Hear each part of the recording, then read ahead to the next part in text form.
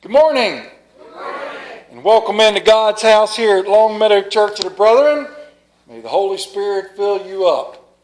And welcome into the sermon titled this morning, Because, in 2 words. Our scripture lesson today comes from Galatians chapter 6, verses 1 through 10. And as I have been informed, because I am too dumb to read a calendar, that spring starts tomorrow. Of course, it's spring and a young man's fancies turn to thoughts of love. And I have here a letter that a young man has recently received and shared with me from a lost love. Oh. And it reads, "Dear Jimmy, I miss you. Since we broke up, my heart doesn't beat correctly. Since I had thought that my life would be better without you, I know now that I have made a mistake in allowing you to be single. I have walked many steps now, tracing the path that led me away, and I endeavor to come back to you. My heart finds itself so full of love for you, and all I can ask simply is that you would understand the error of my ways and take me back. Signed with love, Becky." Everybody say, "Oh." P.S. Congratulations on winning the lottery.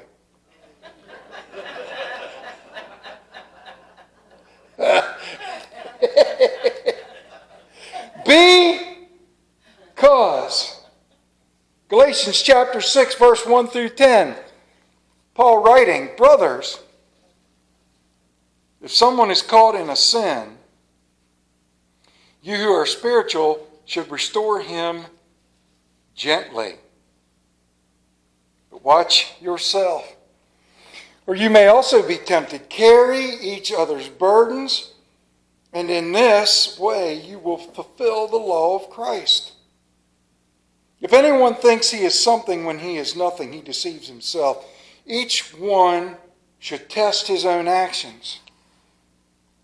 Then he can take pride in himself without comparing himself to somebody else. For each one should carry his own load.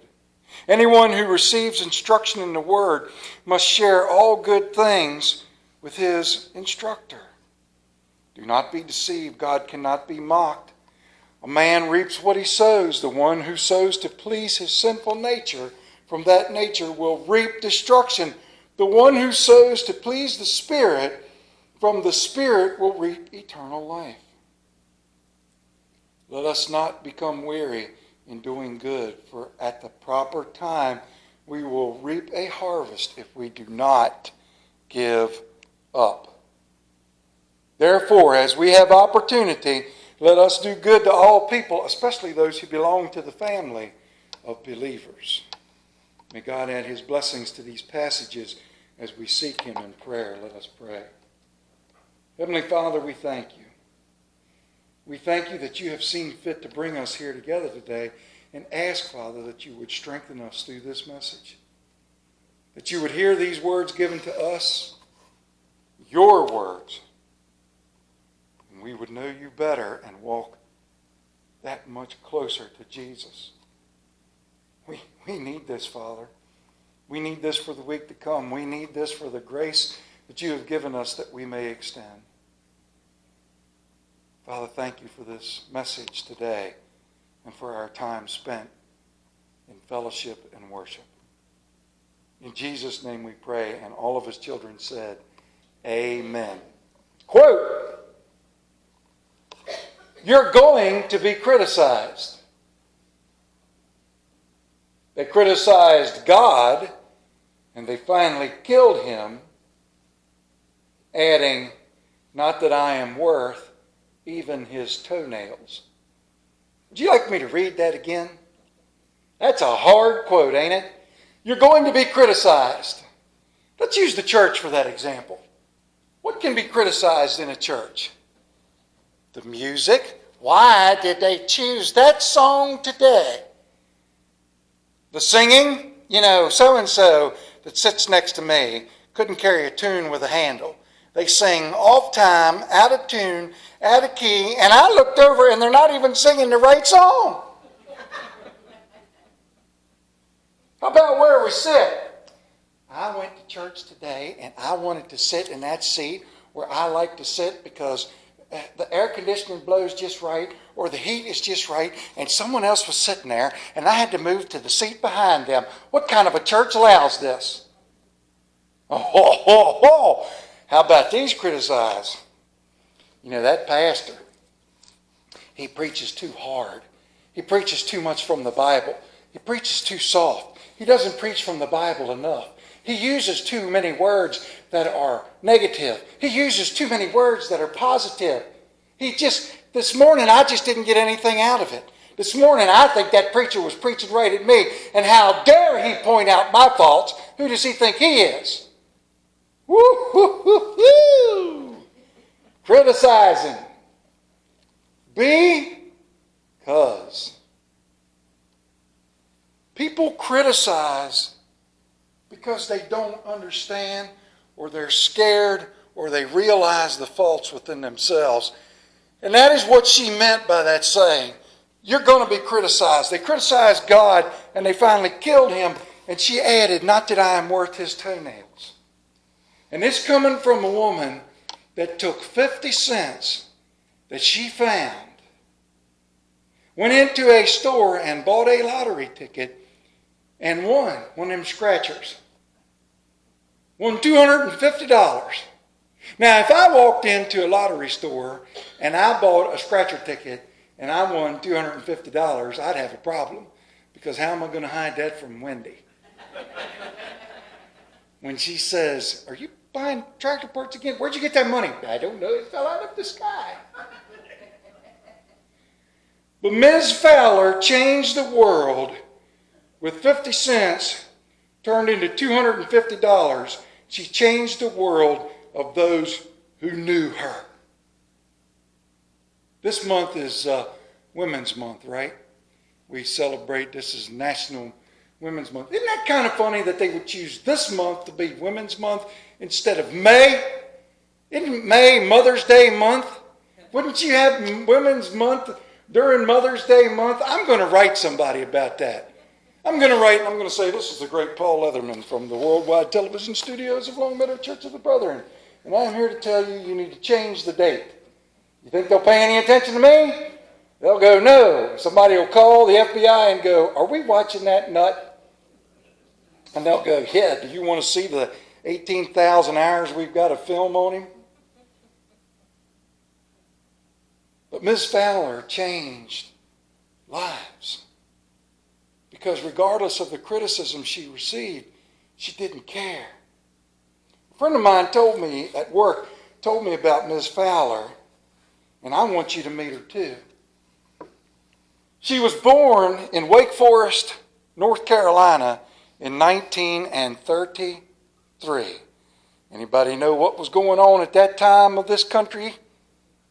The Depression.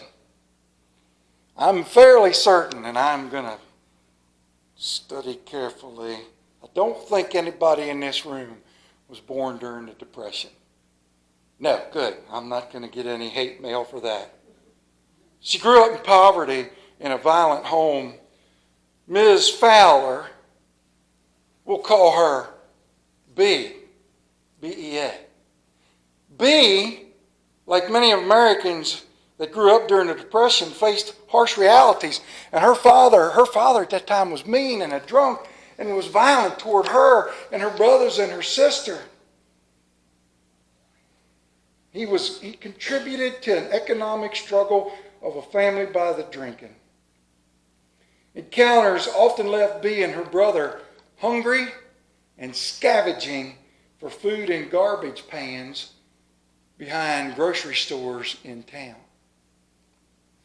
Anybody in this room ever been that hungry? Now, I will admit, there is a bakery down in Baltimore that they put the stuff out that they didn't sell for them to pick up and take to the homes, and they put it out behind the building, and I've been there a couple times going, But I ain't never dug in no garbage can.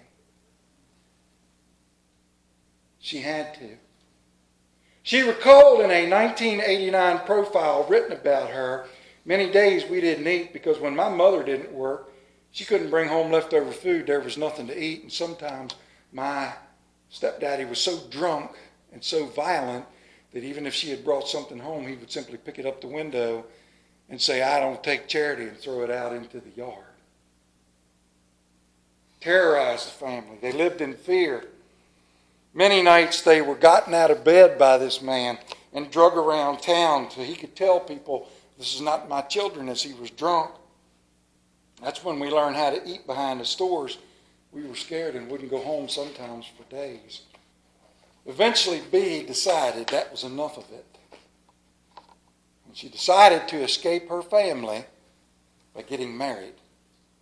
And figured that would get me out. And so she did, only to discover that man was 10 times worse. He had no hopes, no good means of working.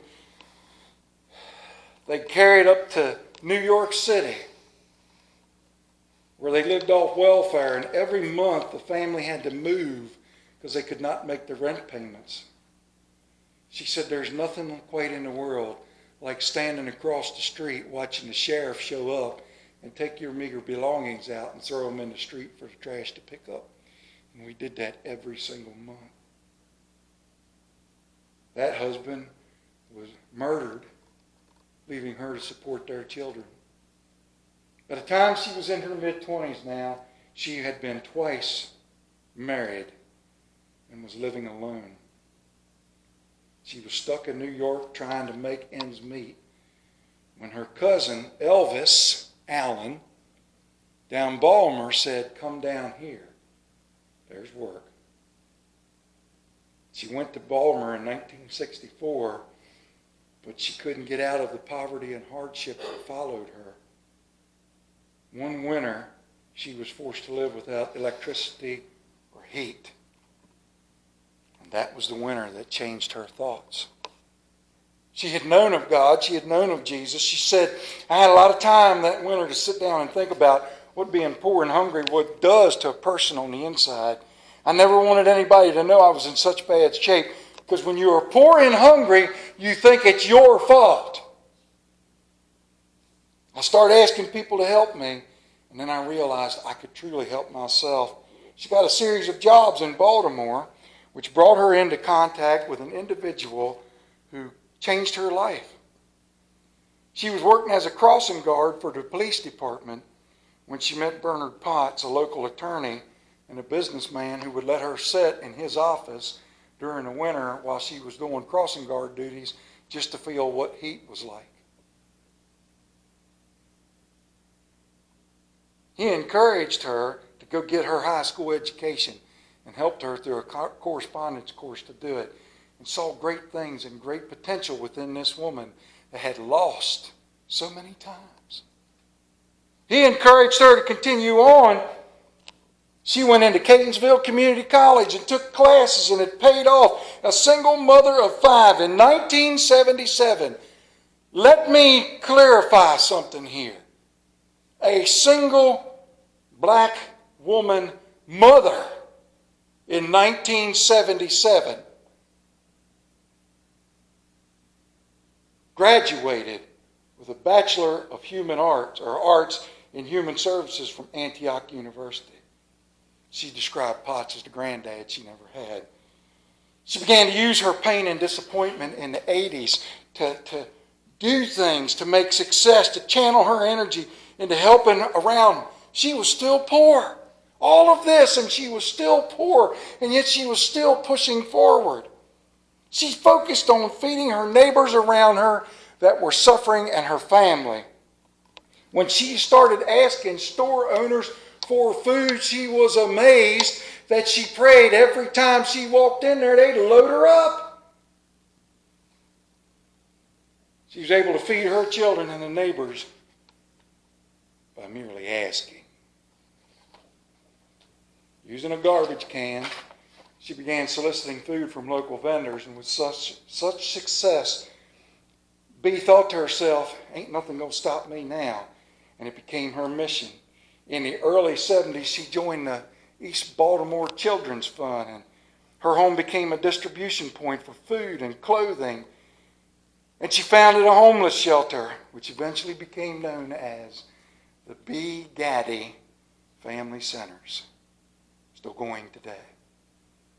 Her Thanksgiving event, which is a mainstay in the community, brought great recognition to her work and began when she found 50 cents on the sidewalk and bought a scratcher ticket and took the $250 she won and fed 39 of her neighbors.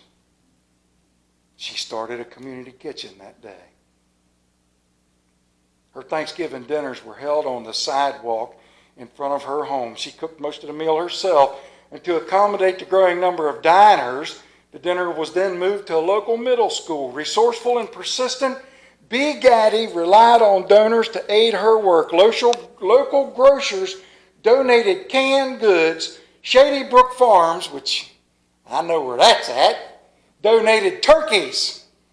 And the Maryland Correctional Facility here in Hagerstown had their people assist with her cooking. She had to sacrifice, though, to do this. And in 1998, she noticed there was a lump. She didn't get the medical attention or tell anybody she was ill, and finally she was diagnosed with breast cancer. Went into remission, but on 2001, it came back and took her.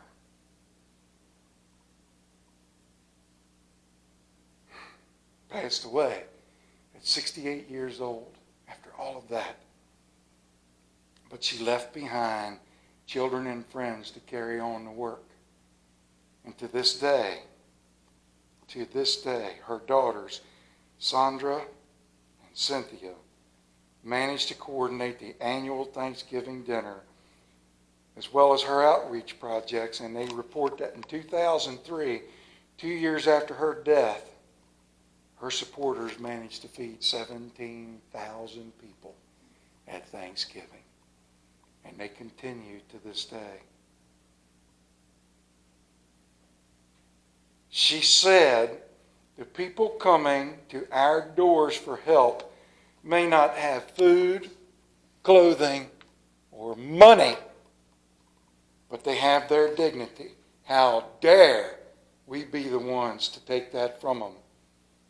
And so from this scripture verse, she built her mission. John chapter 6:35. I am the bread of life. He who comes to me will never go hungry, and he who believes in me will never be thirsty. I'm glad to introduce you to B. Gaddy and her mission that I didn't know about, but I do now. And it got me thinking when I heard that story that was relayed to me this week, because somebody said, hey, I got to thinking about how beautiful that is. Our charge in life is not to be us, but to be us helping each other. And not just each other, not just those in this room, but reaching out. Why? Why? Why do we do that? Because it feels good? Okay. Because it checks off a box? Because we're supposed to? Yeah. I made a phone call a few weeks ago because somehow or another I stumbled across something somewheres and I said, hey, I realized I haven't seen so-and-so for a while. And I called and I got told, we were just thinking about you. It's so funny that you called. And although they had to finish up some things, they're here today. Imagine what would happen if you picked up the phone and called someone and said, hey, how about you come and sit with me today in church? How about you come and let me take you out to lunch today after church and let's talk and let's make sure that everything's okay? How about you help me help you share your burdens? How about I remind you that this ain't just a building to come sit in on a Sunday morning. This is a place to come when life has given all it has to beat you down. You need to be here amongst your family. How about I carry your burdens for a couple of hours, you come sit with me, or I call you on the phone, or something somewheres along the way.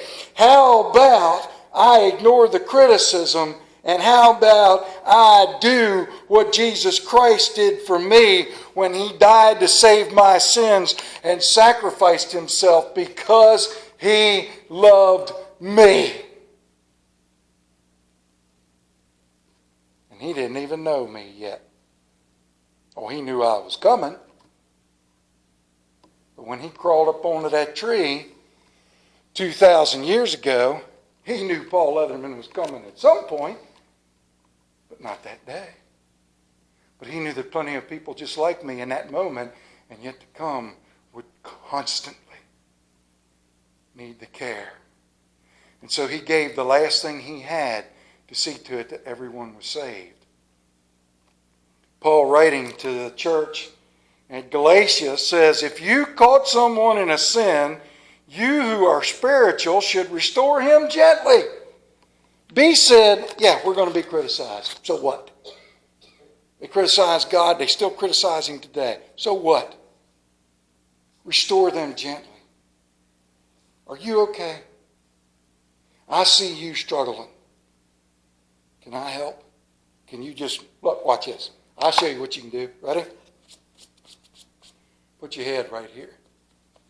Go ahead. Don't like that side? Well, here. Try this side.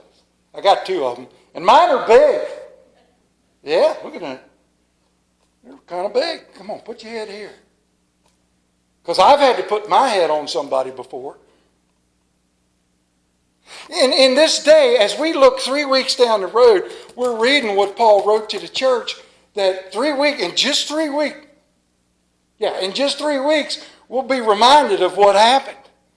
When the greatest thing, the greatest man, the greatest individual, the greatest influence ever said, I'm going to get on that tree so you can put your head right here. Because you need it. B felt her cause and knew what was needed and knew her Lord. And after everything that was thrown at her, she stepped forward into it and set an example. She didn't want all the recognition. She just wanted to do the work. But she is a good place to take a look around. And I can look around in this room and see the same people that have that cause and that example.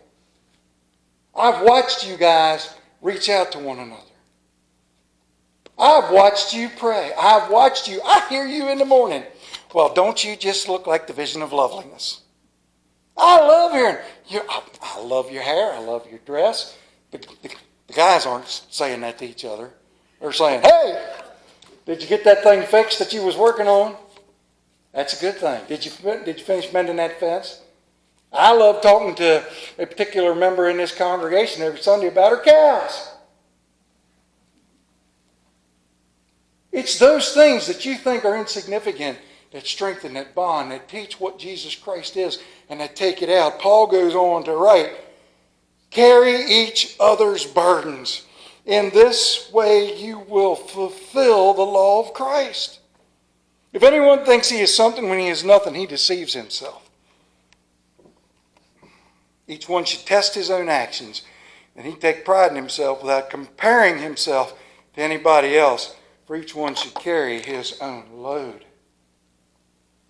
Paul goes on to make sure to tell you, don't be deceived. Don't fall prey to being who you think you are when you're not. Don't mock God. Be strong in your faith. You will reap what you sow. That's an old saying that we mess up sometimes when we talk about all the different things that the Bible says, like cleanliness is next to godliness and the love of money is the pathway to the devil and all that. That ain't in there. But it's clear in here that you will reap what you sow. If you sow badness, well.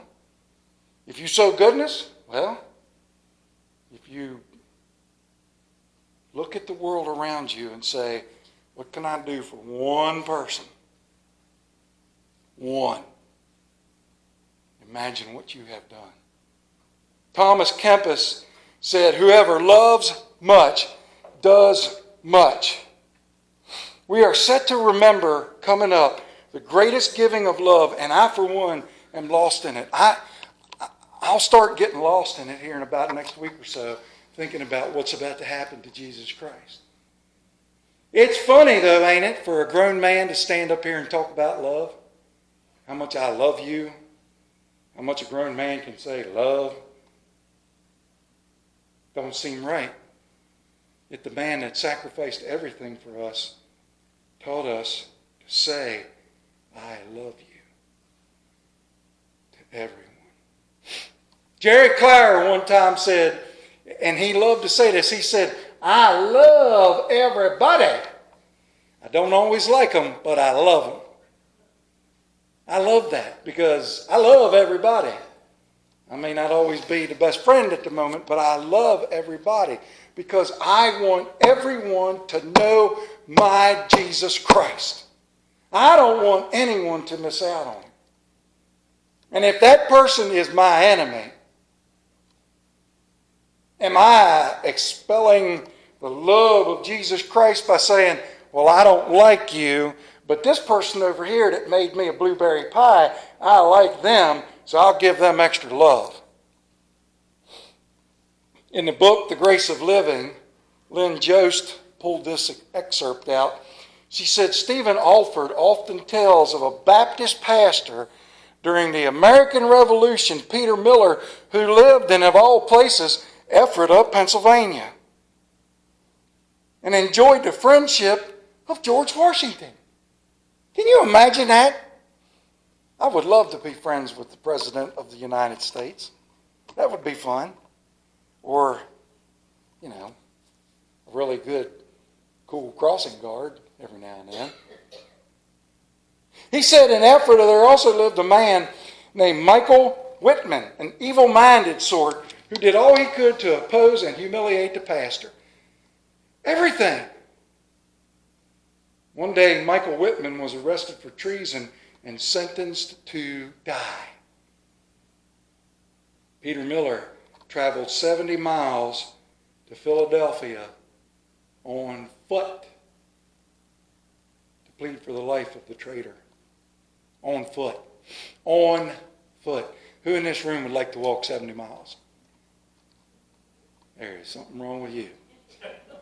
Because in 1903, Henry Ford brought us the automobile. Nobody! But yet then, of course, there wasn't any cars. He walked 70 miles to Philadelphia to plead for his life. And General Washington, who knew Peter, said, no, Peter, I cannot grant you the life of your friend. And Peter looked at him and said, my friend? Hardly. He is the bitterest enemy I have ever had. What? Said General Washington. You walk 70 miles to save the life of an enemy?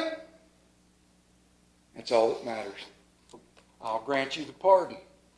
And he did. And Peter Miller took Michael Whitman back home to Ephrata. No longer an enemy, but a friend. No longer lost, but a child of God. And saved by the blood of Jesus Christ.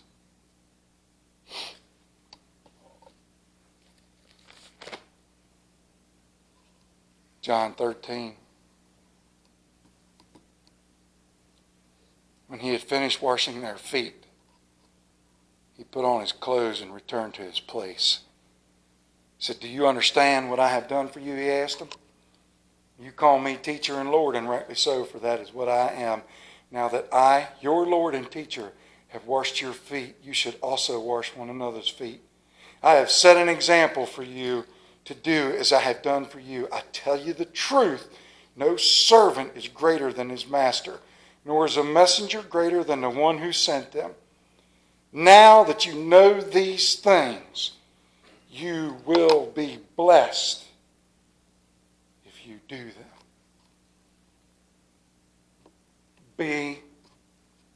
Because he loved us and did it first.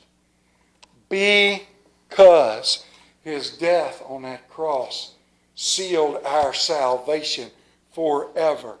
Because He knew we were going to be failed. Because she saw a need. She took everything she had and put into it. And because of that, we are charged to be that person for the one who needs it. Honor that, brothers and sisters. Because one day it may be you that needs it in return. Carry each other's burdens, and in this way you will fulfill the law of Christ. Because He told us so. Let us pray. Heavenly Father, we thank you. We thank you that you have taught us yet again who you are, where you are, and what your Son is for us. We thank you, Father, that you have taught us that there is so much in this world that is good. Regardless of how hard things seem, we are those lights. We can learn from people around us, and because we can be that light for someone else. Let us do it. Let us be that example, Father. Let us, please, be reminded of you, of Jesus, of His sacrifice. Thank you. Because of you, because of Jesus, we are saved. Let us share it and be ever more mindful of it. In Jesus' name we give thanks. Amen. As we come together for the last hymn, appropriately enough, have thine own way, Lord. I remind you that if you don't know Jesus, today is the day. There is a myriad of ways you can come to know Him, through me, through this bench, however, whatever. But if you don't know Him, today's the day. May God be with you, each and every one, and be blessed. Please stand and turn to page 591.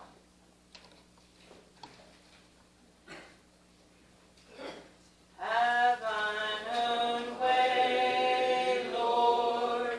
Have thine own way. Thou art the potter. I am the clay. Mold me and make me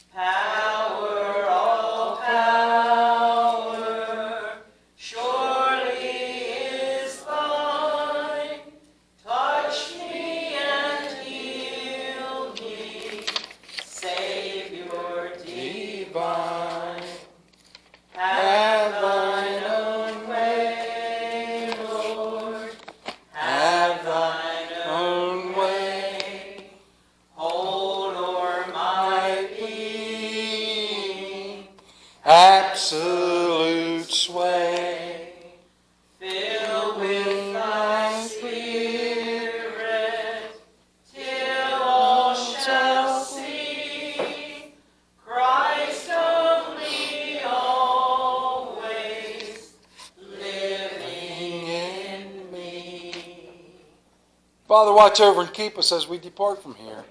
Give us the strength we need and let us know where we can be the cause to help someone know your Son. This I pray, now in the name of your Son, of you, and of the Holy Spirit, now and forevermore. Amen.